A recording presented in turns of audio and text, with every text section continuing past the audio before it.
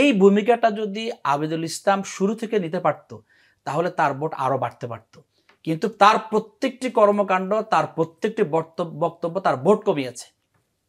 যেমন সে যখন এই কোনো একজন প্রার্থী রিটের পরিপ্রেক্ষিতে নির্বাচনটা স্থগিত হওয়ার সাথে সাথে অ্যাডভোকেট শিশির মনির, যিনি ঢাকা বিশ্ববিদ্যালয়ের প্যানেল লয়ার, তিনি তাৎক্ষণিকভাবে জাতির বৃহত্তর স্বার্থে ছাত্র সমাজের দিকে তাকিয়ে একটা লিখিত আবেদন দিয়ে ওটাকে স্থগিত করালেন। এই জায়গায় আবিদুল ইসলাম ওনাকে ধন্যবাদ জানার কথা ছিল, কিন্তু তিনি কি করলেন, বিশ্ববিদ্যালয় প্রশাসনকে হুমকি দিয়ে বললেন। তার বাচনভঙ্গিগুলো আপনি দেখলে লক্ষ্য করবেন, তিনি এমনভাবে বললেন যে শিশির মনিরকে কেন এটা দায়িত্ব দেওয়া হলো, অথচ এই শিশির মনির তারেক রহমানের আইনজীবী ছিলেন, এই শিশির মনির বাবরের আইনজীবী ছিলেন, সে জায়গা থেকে সে কথাগুলো বলে নাই। এই জন্য আসলে ছাত্রদলের সভাপতি যিনি ছিলেন, জুলাই যোদ্ধা ছিলেন, তার ব্যক্তিত্ব ছিল, তার কথার বাচনভঙ্গি ছিল, কোচিং শিক্ষক ছিলেন, সেই হিসেবে তার এই ইমেজটা তারা কাজে লাগাতে পারেনি। ইয়াসিন আরাফাত, একটু আপনার কাছ থেকে জানতে চাই যে ছোটখাটো ত্রুটি বিচ্যুতির কথা বলছিলেন, এটি আমরা দেখেছি গতকালকে আরো বড় পরিসরে আসলে অভিযোগটি করেছিলেন, বিশেষ করে প্রার্থীরা, ভিপি প্রার্থী আবিদুল ইসলাম খান, তিনি দুপুর থেকে অভিযোগ করেছেন। এছাড়া প্রত্যাখ্যান করেছে উমামা ফাতেমা সহ আরো 2-1 প্রার্থী। আজকে দুপুরে তারা 2জন শিবির প্রার্থীর সিলমারা ব্যালটের অভিযোগও করেছেন।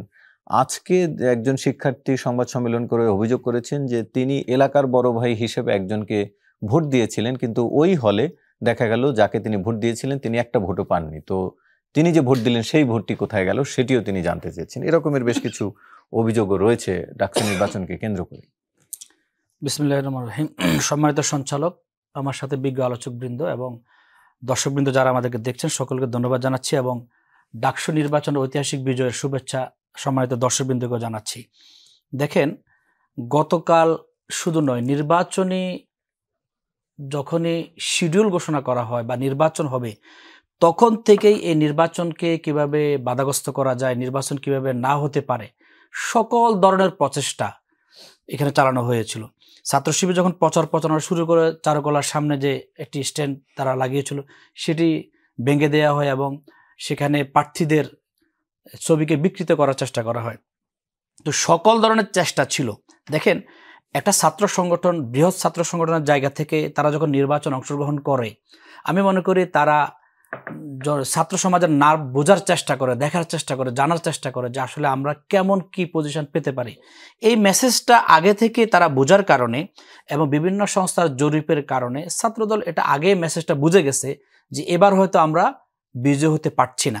যার কারণে নির্বাচনের শুরু থেকেই মানে কোন সুতায় কি করা যায়, কি ধরনের একটা অভিযোগ দাঁড় করানো যায় এই বিজয়টাকে বা নির্বাচনটাকে ক্ষতিগ্রস্ত করার জন্য, সে চেষ্টাগুলি করেছে।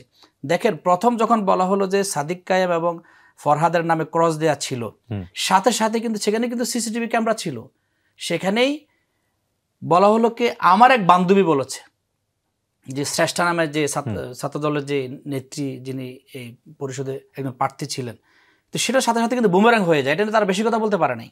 এরপরে দেখা যাক শুরু থেকে শেষ পর্যন্ত যতগুলো অভিযোগ ছিল, প্রত্যেকটা অভিযোগ নিয়ে যখনই তারা মিডিয়ার সামনে মুখোমুখি দাঁড়ায় তখন প্রমাণ দিতে পারে না বলে কোনো অভিযোগ তাদের দফে টিকে নেই।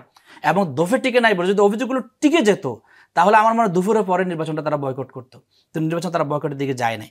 এই জন্য সেখানে রিটার্নিং কর্মকর্তার পক্ষ থেকে বলা হচ্ছে নির্বাচন একটা মডেল তারা সৃষ্টি করেছেন। যারা পর্যবেক্ষক সংস্থা ছিলেন তারা বলছেন কিছু ত্রুটি বিচ্যুতি ছিল প্রস্তুতির ক্ষেত্রে বা জনবল নিয়োগের ক্ষেত্রে কিছু ঘাটতি ছিল।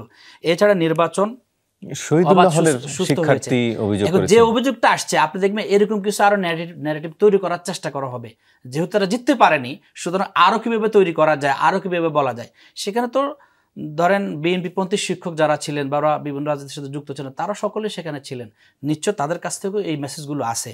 আমি মনে করি না এই ধরনের মানে অভিযোগগুলো এটা জাস্ট অভিযোগের জন্য। যেমন উমামা ফাতেমা, তিনি কি কথা বলে নির্বাচন বয়কট করলেন, তিনি লেখেন বয়কট বয়কট বয়কট। এই তিনি যদি 10টা কথা বলতেন, 5টা কথা বলতেন, সূত্র তুলে ধরতেন, প্রত্যেকটা সেন্টারে সিসিটিভি ক্যামেরা থাকার পরেও আপনি সুনির্দিষ্ট অভিযোগ দিতে পারছেন না। আওয়ামী নির্বাচনের সময় কি হয়েছে, কোথায় কোন কেন্দ্রে ব্যালট মারা হচ্ছে, সিল মারা হচ্ছে। আপনি যেটা বললেন সিল মারা, এখানে সিল মারা তো কোনো কাজ ছিল না, ক্রস চিহ্ন, আসলে ক্রস চিহ্নদের কাজ ছিল। সুতরাং একটা ঘটনা ছিল যেখানে বলেছেন 5টা পেপার তাকে দেওয়ার কথা, 6টা দিয়ে দেওয়া হয়েছে। সে সেখান থেকে বের হয়ে বললো আমাকে একটা অতিরিক্ত দেওয়া হয়েছে। এটা সাথে স্বীকার করা হয়। তারপরও ঘাটতির দুর্বলতার কারণে ওই কর্মকর্তা প্রত্যাহার করা হয়েছে। আমি মনে করি অভিযোগ দেওয়ার জন্য অভিযোগ।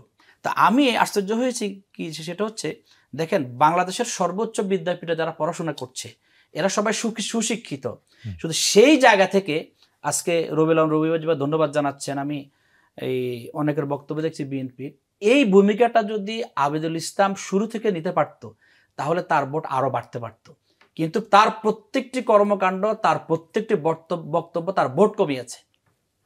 যেমন সে যখন এই কোনো একজন প্রার্থীর রিটের পরিপ্রেক্ষিতে নির্বাচনটা স্থগিত হওয়ার সাথে সাথে অ্যাডভোকেট শিশির মনির, যিনি ঢাকা বিশ্ববিদ্যালয়ের প্যানেল লয়ার, তিনি তাৎক্ষণিকভাবে জাতির বৃহত্তর স্বার্থে ছাত্র সমাজের দিকে তাকিয়ে একটা লিখিত আবেদন দিয়ে ওটাকে স্থগিত করালেন। এই জায়গায় আবিদুল ইসলাম ওনাকে ধন্যবাদ জানার কথা ছিল, কিন্তু তিনি কি করলেন, বিশ্ববিদ্যালয় প্রশাসনকে হুমকি দিয়ে বললেন। তার বাচনভঙ্গিগুলো আপনি দেখলে লক্ষ্য করবেন, তিনি এমনভাবে বললেন যে শিশির মনিরকে কেন এটা দায়িত্ব দেওয়া হলো, অথচ এই শিশির মনির তারেক রহমানের আইনজীবী ছিলেন, এই শিশির মনির বাবরের আইনজীবী ছিলেন, সে জায়গা থেকে সে কথাগুলো বলে নাই। এই জন্য আসলে ছাত্রদলের সভাপতি যিনি ছিলেন, জুলাই যোদ্ধা ছিলেন, তার ব্যক্তিত্ব ছিল, তার কথার বাচনভঙ্গি ছিল, কোচিং শিক্ষক ছিলেন, সেই হিসেবে তার এই ইমেজটা তারা কাজে লাগাতে পারেনি। এরপর আপনারা দেখেন বিশ্ববিদ্যালয়ের এই নির্বাচনে ছাত্রদলের কেন্দ্রীয় সভাপতি, সাধারণ সম্পাদক, তারা সকাল থেকে সেখানে গিয়ে ভূমিকা পালনের চেষ্টা করেছে। তো তারা কি এই তাদের প্রার্থী যারা জিএস, এজিএস বা ভিপি, তাদের উপর তাদের আস্থা ছিল না? তাদেরকে যাওয়া লাগলো কেন? সেটি তো আমরা দেখেছি সন্ধ্যার পরে, তো আমরা দেখেছি যে শাহবাগে জামায়াত ইসলামের অনেকে গিয়ে হাজির হয়েছে। সেটি তাহলে কেন? কেন্দ্রীয় সভাপতি ভোরে সর্বশেষ নির্বাচনের ফলাফল যখন ঘোষণা দেবে তখন গিয়েছেন। এই জায়গাগুলো থেকে আপনাদের পক্ষ থেকে কেন যাওয়া হয়েছিল? না, বলছি আমি এই প্রপাগান্ডাগুলোর জায়গা থেকে যদি ছাত্রদল আরো বলিষ্ঠ ভূমিকা পালন করত তাহলে এই মানে তাদের ভোট এত কম হতো না, আরো বেশি বাড়তো। আর যেটা বলছেন, বাংলাদেশের রাজনীতিতে বিভিন্ন ধরনের ঘটনা ঘটে, পেশিশক্তির ব্যবহার ঘটে।